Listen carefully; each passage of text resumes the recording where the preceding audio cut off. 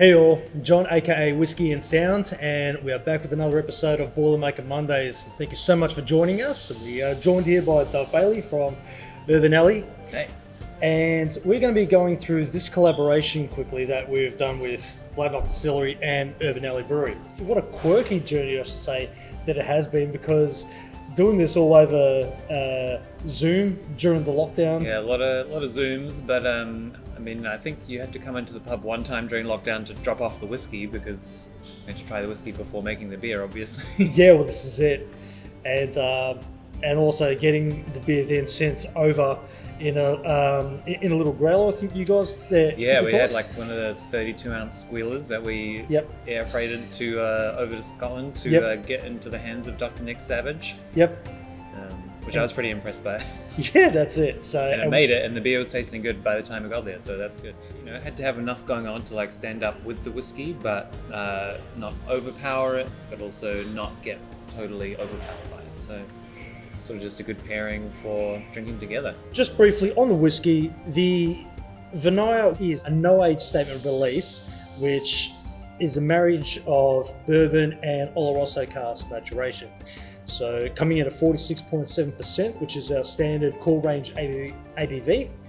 And you'll notice that the characteristics that you'll get from this particular whiskey, from the bourbon maturation, you'll find a lot of vanilla, a lot of coconuts. You'll get the tannins from the oak and like that very woody flavor, and you'll still get from the Oloroso maturation a little bit more of those darker stewed fruits that come through. Very Christmas cake style palate, which is very drying across the mid to back palate. Still in the backbone of that particular whiskey, you'll get our character floral, our citrus notes, our grassy notes that the Lowland Spirit is known for. So Dov, if you'd like to talk us through the beer and the characteristics. Sure.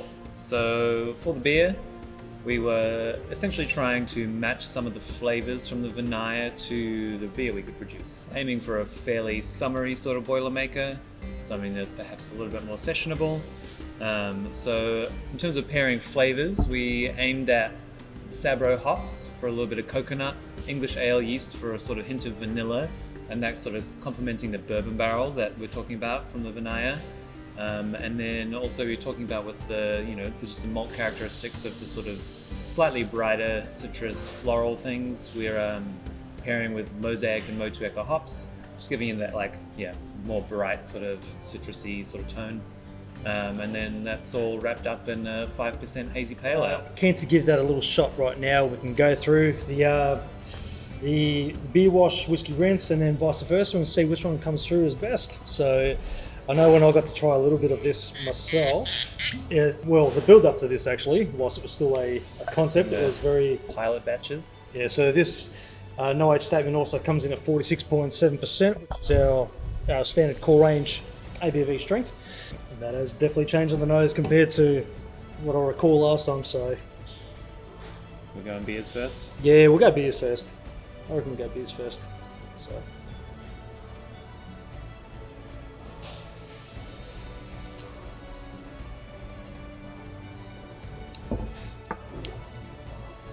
I reckon that the breakup of the hops has definitely given it that bit more complexity, which I know we're trying to aim for as well. We're getting a lot of that tropical stuff up front. Yep. Yeah. Yeah. Decent amount of sweetness on the finish actually right now. Yeah, that lime definitely comes through. Yeah, that's really nice. Yeah, that's not too in your face kind of finish as well on the palate. That's a very easy drinking 5%. The resinous characters as well from the hops also, just give it that level of depth. Yeah, I'd say the Sabro and Mosaic can definitely lean into tropical. I think that the coconut from the Sabro gives it that slightly tropical edge combined with the citrus. And it's a very Moorish thing as well. It's not like that massive lingering finish which will just make you want to go straight for it again and again, which is what you want with a nice like beer. A small bittering charge on this, just to like give it that sort of like pleasing finish. Yep. Make you go back for a bit more. Yeah, definitely. And let's try it back with the Vinaya whiskey. Yeah, this is definitely opened up more in the as it's gone down in the bottle too. So it's an even better point now to try it. All right. Definitely a lot more of the Oloroso Yeah, getting a decent amount of influence. sweetness there for sure. Yeah, definitely. So a lot more of the lot more of those dark fruits definitely coming through. Very, very Christmas cakey, and still got that malt drive as well that comes through on the finish. But yeah, I do like how that finishes off. Leaning towards cinnamon, I think we were talking about. Pretty nicely rounded. Yeah, Sort of nice classic lowlands kind of vibe. yeah, yeah. It's like it's almost cut like the bourbon influence out, and it's just really brought that sherry, the sherry notes to come through, which is good. So it yeah, it just adds that little bit more depth into the whiskey. With Boilermakers, you'll find that you'll create that third element that you usually pick up on or usually wouldn't get having a beer on its own or having a whiskey on its own. So this is really nice. I'd be curious to try what it does if you try whiskey first and then beer last.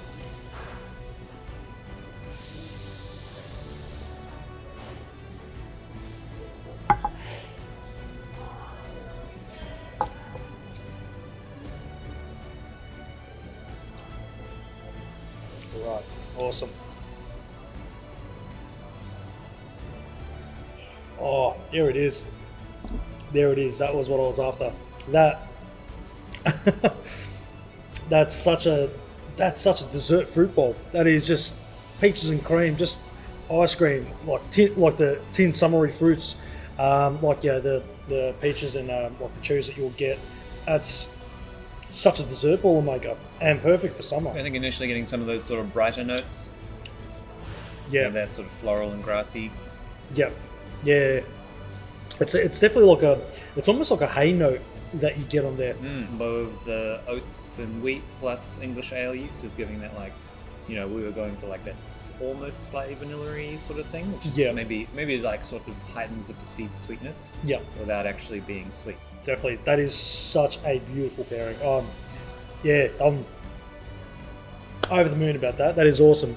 Could not have found. Good collab. Yeah, it is. That's such a just such a cool, easy drinking. Like, it's not that complicated. It's just a beautiful, easy summer boilermaker. So what more could you ask? Whether you go a beer wash, whiskey rinse, or a whiskey wash, beer rinse, it takes it off into two pleasant directions as a boilermaker, which is it just makes for a perfect summer boilermaker pairing. So that's awesome. Very excited to get people's thoughts on this particular pairing, which will be available through the Bladnoch Distillery website and the Urban Alley as well. You'll be able to pick up on the beer. So yeah, we'll look forward to getting whatever feedback that you can be able to provide. I'd love to hear it all. So whether you do it through the Whiskey and Sound social, whether it be on Instagram or on Facebook, or through the Bladnoch Distillery page on Facebook and Instagram as well, and even follow the hashtag as well on Urban Alley Brewery. And like, share, subscribe, and support to the cause. Thank you all for joining us.